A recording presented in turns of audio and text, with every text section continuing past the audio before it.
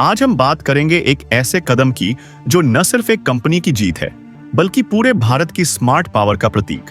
कल्पना कीजिए, यूरोपीय यूनियन जैसी महाशक्ति सैंक्शंस की चाबुक चलाती है, लेकिन भारत की एक रिफाइनरी उसे उसी चाबुक से नचाने लगती है। हम बात कर रहे हैं नायरा एनर्जी की, गुजरात के वडनर पोर्ट पर बनी उस हाईटेक रिफाइनरी की, जिसने ईयू के 18वें सैंक्शंस पैकेज को करारा जवाब दिया। लेकिन इससे पहले एक छोटा सा रिक्वेस्ट, अगर आपको लगता है कि भारत जैसी स्ट्रेटजी दुनिया को नई दिशा दे रही है तो वीडियो के अंत तक रुकिए और कमेंट में भारत माता की जय लिखकर अपना समर्थन दिखाइए। चलिए डिटेल्स में उतरते हैं। संगीत, सबसे पहले नायरा एनर्जी को समझिए। यह भारत की सबसे एडवांस्ड रिफाइनरियों में से एक है, जो 2018 में रूस की दिग्गज कंपनी रसनेफ ने 49.13% स्टेक खरीदकर नया रूप दिया। पहले इसे एसआर के नाम से जाना जाता था, लेकिन आज यह 4 लाख बैरल प्रतिदिन की कैपेसिटी वाली मशीन है। इसकी खासियत नेल्सन कॉम्प्लेक्सिटी इंडेक्स 12 से ज्यादा, मतलब यह दुनिया के सबसे खराब क्वालिटी वाले क्रूड अनायल को भी ले सकती है और उससे हाई वैल्यू प्रोडक्ट्स जैसे नाफ्था, डीजल और जेट फ्यूल निकाल सकती है। रूसी ओरल क्रूड जो भारी और सल्फर से भरपूर होता है, इसी रिफाइनरी में यूरो 5 और यूरो 6 स्टैंडर्ड के क्लीन फ्यूल में बदल जाता है और यही फ्यूल पिछले 3 सालों से यूरोप को सस्ते दामों पर सप्लाई हो रहा था। जापान या साउथ कोरिया से 40 से $50 प्रति बैरल महंगे नाफ्ता की तुलना में। और अब आते हैं उस टर्निंग पॉइंट पर। 2025 में ईयू ने अपना 18वां सैंक्शंस पैकेज संगीत जारी किया, जिसमें नायरा को डायरेक्ट टारगेट किया गया। क्यों? क्योंकि नायरा रूस से सस्ता क्रूड खरीदती है और रिफाइंड प्रोडक्ट्स खासकर नाफ्था को यूरोप भेजती है। ईयू को लगा कि ब्लैक लिस्टिंग से भारत दबाव में आ जाएगा, कीमतें कम कर देगा या सप्लाई रोक देगा। लेकिन नायरा ने क्या किया? उन्होंने अगस्त के लिए 33,000 से 35,000 मीट्रिक टन नाफ्ता कार्गो का स्पॉट टेंडर पहले तो रद्द कर दिया, फिर नया टेंडर निकाला, लेकिन शर्तें उलट दी। अब कोई यूरोपीय बायर माल लेना चाहे तो संगीत पहले 100% एडवांस पेमेंट या unconditional documentary letter of credit जमा करें। कोई 30 दिन का क्रेडिट पीरियड नहीं, कोई नेगोशिएशन नहीं। लॉर्डिंग डेट टेंडर क्लोज उसी दिन रिजल्ट। कोई यूरोपीय बायर ने बोली नहीं लगाई और टेंडर अवार्ड ही नहीं हुआ। यह सिर्फ एक टेंडर चेंज नहीं था दोस्तों, यह एक स्ट्रेटेजिक मास्टर स्ट्रोक था। नाफ्ता क्या है? क्रूड ऑनाइल रिफाइनिंग का पहला आउटपुट लाइट हाइड्रोकार्बन, जो पेट्रोकेमिकल्स का बेस मटेरियल है। प्लास्टिक, पॉलीमर, फर्टिलाइजर्स, पेंट्स, दवाइयां सब इसी से शुरू होते हैं। यूरोप के क्रैकिंग प्लांट्स इसी पर निर्भर हैं। संगीत, अचानक सप्लाई में रुकावट, स्पॉट मार्केट में नाफ्ता प्राइस $50 प्रति टन उछल गए।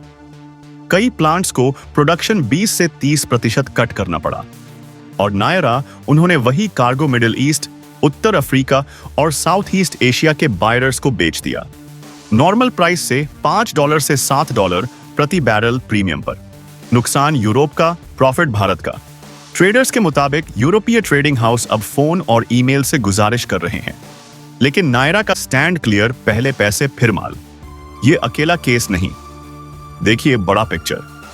2022 के रूस यूक्रेन वॉर से भारत ने रूसी क्रूड इंपोर्ट्स को 20 गुना बढ़ा दिया। आज हम दुनिया के सबसे बड़े रूसी क्रूड बायरर्स हैं। 2024 से 25 में 2 मिलियन बैरल प्रतिदिन से ज्यादा, जो कुल इंपोर्ट का 40 से 42% है।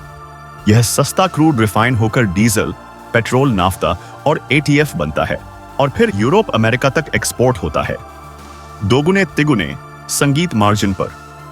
अब भारत की ग्रॉस रिफाइनिंग मार्जिन GRM पिछले क्वार्टर में नायरा की $21 प्रति बैरल, जबकि यूरोप की टॉप रिफाइनरीज $3 पर सांस ले रही हैं। हम 2024 से 25 में 70 मिलियन टन से ज्यादा रिफाइंड प्रोडक्ट्स एक्सपोर्ट करेंगे। जामनगर और वेडिनार जैसी गुजरात रिफाइनरीज इसका हब है और सरकार का रोल G7 के प्राइस कैप को ठुकरा दिया, राष्ट्रीय हितों को प्रायोरिटी दी। सैंक्शंस जनवरी 2026 से फुल्ली लागू होंगे। 13 महीने का बफर, लेकिन नायरा ने अभी से गेम चेंज द पैपेट्स संगीत कर दिया। कंपनी ने 0,000 करोड़ रुपए का 5 ईयर कैपेक्स प्लान अनाउंस किया। नई petrochemical cracking unit, polypropylene plant, green hydrogen projects और कार्बन कैप्चर टेक्नोलॉजी, घरेलू मार्केट भी मजबूत। रिटेल आउटलेट्स 6,760 से ऊपर। टैंकर डाइवर्जन, जैसे हाल ही में ओमनी टैंकर के 7 लाख बैरल ऑयल क्रूड को वर्डनार से मुंद्रा शिफ्ट कर HPCL मित्तल को बेचा गया। पूरा ecosystem, shippers, traders, insurance, bank, legal work arounds ढूंढ चुके हैं। कोई नियम तोड़ा नहीं, बस बिजनेस प्रोटेक्ट किया।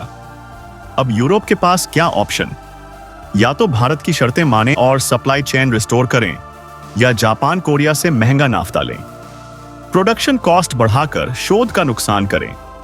रूस से गैस ऑनल बहिष्कार के बाद यूरोप अमेरिकी शैल ऑनायल पर निर्भर, लेकिन महंगा और दूर भारत जैसा रिफाइनिंग हब कोई विकल्प नहीं। नतीजा, तुर्की, मलेशिया, सिंगापुर जैसे देश भारत की स्ट्रेटजी कॉपी कर रहे हैं। सस्ता रूसी क्रूड इंपोर्ट, रिफाइन, एक्सपोर्ट।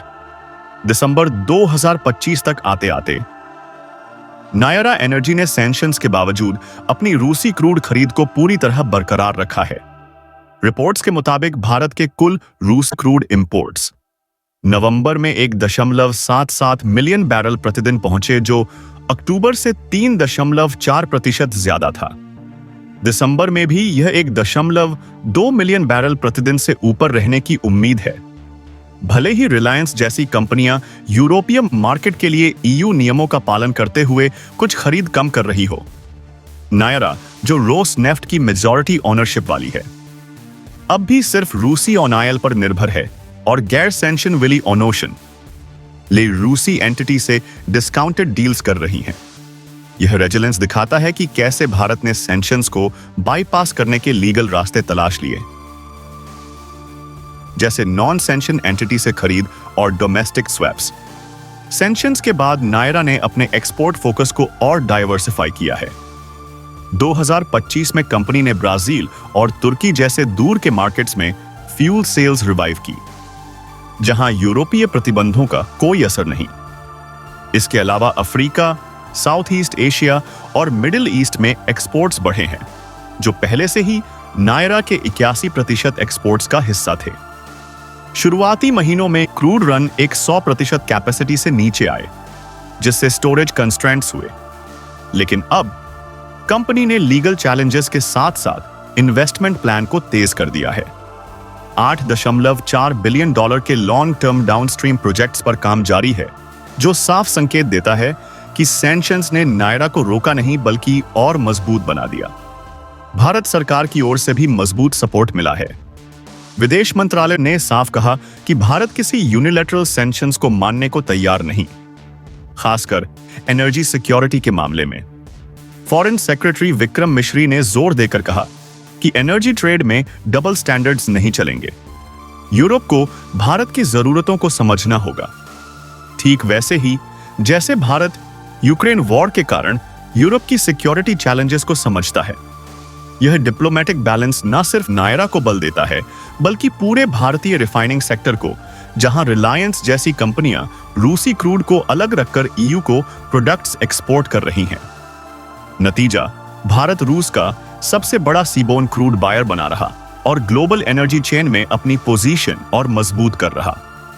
इस पूरी घटना का भारत की अर्थव्यवस्था पर सीधा असर पड़ा है। दोस्तों, सैंक्शंस के बाद नायरा की GRM पिछले 3 महीनों में 25% ऊपर चली गई है, जो कंपनी के क्वार्टरली रेवेन्यू को 15% बूस्ट दे रही है। कुल मिलाकर भारतीय रिफाइनिंग सेक्टर ने 2025 के जेन संगीत तीसरे क्वार्टर में 12 बिलियन का अतिरिक्त एक्सपोर्ट रेवेन्यू कमाया, जिसमें नायरा का योगदान 20% से ज्यादा है। यह न सिर्फ विदेशी मुद्रा के भंडार को मजबूत कर रहा है, जो अब $650 बिलियन के पार पहुंच चुका है, बल्कि घरेलू ईंधन कीमतों को भी स्थिर रखने में मदद कर रहा है। गुजरात जैसे राज्यों में रोजगार के नए अवसर पैदा हो रहे हैं, जहां नायरा के प्रोजेक्ट से 500 से ज्यादा जॉब्स जुड़ चुके हैं। यह दिखाता है कि वैश्विक दबाव को अवसर में बदलना भारत की नई आर्थिक फिलॉसफी है। वैश्विक स्तर पर नायरा का यह स्टैंडो पीसी प्लस देशों के लिए भी एक मिसाल बन गया है। सऊदी, अरामाको एंड एडीएनओसी जैसी कंपनियां अब भारत के साथ लॉन्ग टर्म डील्स पर विचार कर रही हैं, जहां रूसी क्रूड के अलावा मिडिल ईस्ट ग्रेड्स को ब्लेंड करके हाई क्वालिटी प्रोडक्ट्स बनाए जा सकें। रिपोर्ट्स बताती हैं कि 2026 तक भारत का refined products export 80 million tonne तक पहुंच सकता है, जो ग्लोबल मार्केट शेयर को 10% से ऊपर ले जाएगा। यूरोप को अब अपनी एनर्जी पॉलिसी रिव्यू करनी पड़ रही है, क्योंकि भारत जैसी उभरती ताकतों को नजरअंदाज करना महंगा साबित हो रहा है। यह बदलाव न सिर्फ एनर्जी सिक्योरिटी को प्रभावित कर रहा है, बल्कि ग्रीन ट्रांजिशन में भी भारत को लीडर बना रहा है। जहां ग्रीन हाइड्रोजन प्रोजेक्ट्स रूस यूरोप तनाव से अलग एक नया आयाम जोड़ रहे हैं। भविष्य की दृष्टि से नायरा और भारत की यह स्ट्रेटजी 2030 के एनर्जी लैंडस्केप को रीडिफाइन कर सकती है। कंपनी के 70 करोड़ के कैपेक्स में से 30% हिस्सा ग्रीन टेक्नोलॉजी पर जा रहा है, जो कार्बन न्यूट्रल रिफाइनिंग को पॉसिबल बनाएगा।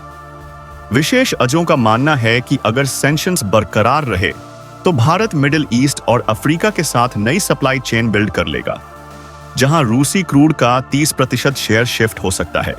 साथ ही डिजिटल ट्रेडिंग प्लेटफॉर्म्स और ब्लॉकचेन बेस्ड पेमेंट सिस्टम से एडवांस पेमेंट की प्रक्रिया और स्मूथ हो जाएगी।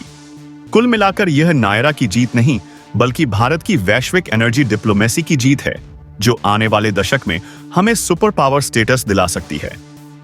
दोस्तों, यह सिर्फ नायरा की स्टोरी नहीं, यह 2025 के भारत की, जो 1991 में आईएमएफ के सामने झुका था, आज दुनिया की 5वीं सबसे बड़ी इकोनॉमी है, 2030 तक तीसरे नंबर पर। हम अब ग्लोबल सप्लाई चेन के मालिक हैं, खरीदेंगे जहां फायदा, बेचेंगे जहां प्रॉफिट, बिना शोर के, बिना आक्रामकता के, सिर्फ स्मार्ट बिजनेस से। क्या आपको इस पर गर्व नहीं होता? कमेंट में बताइए भारत की ताकत लिखकर कि यह